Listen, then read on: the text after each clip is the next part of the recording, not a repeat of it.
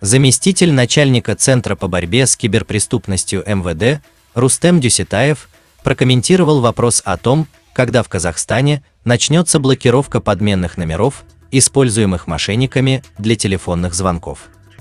Рустем Дюсетаев сообщил, что блокировка подменных номеров, используемых мошенниками для телефонных звонков, это вопросы технического регулирования.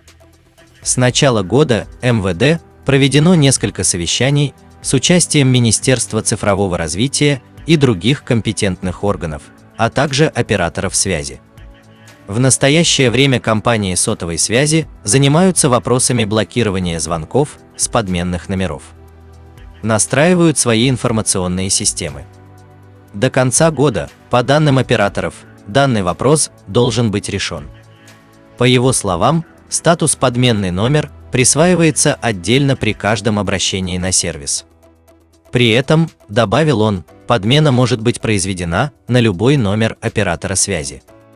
В настоящее время совместно с уполномоченными органами рассматривается вопрос ужесточения ответственности операторов связи за пропуск несанкционированного трафика.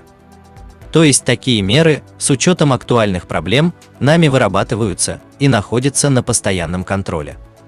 Стало известно, что при регистрации номера в Казахстане введут биометрическую идентификацию. По словам министра цифрового развития, инноваций и аэрокосмической промышленности РК Багдата Мусина, система распознавания лиц позволит уменьшить количество телефонных мошенников.